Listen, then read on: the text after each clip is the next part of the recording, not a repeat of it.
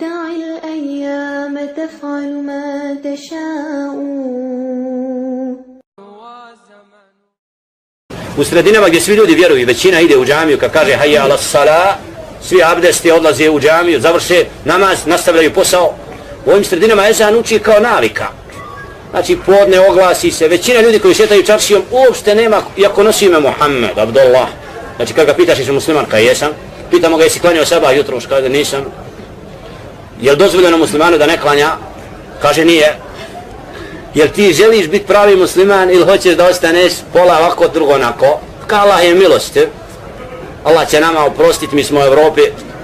Allah je vallahi najmilostiviji. I nema stvorenja koje huwa arhamur rahimin. Najmilostiviji od milostivih.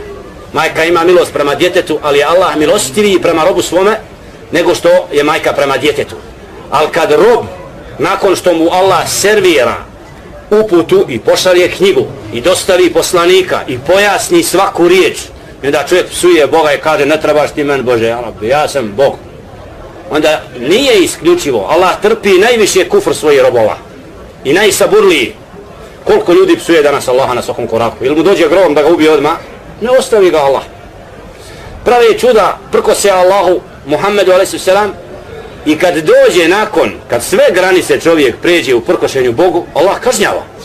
Allah je od onih koji, kad čovjek pređe sve granice, odgaja putem kazne. Nama nije stalo da izazovemo Allahovu srdžbu, nego ćemo biti pitani šta činimo da Allahova srdžba ne bude na nas ispoljena. A zaista, kad neko odvraća od Islama, kad sprečava da ljudi idu u džamiju, to je izazivanje Allaha subhanahu. Mm-hmm.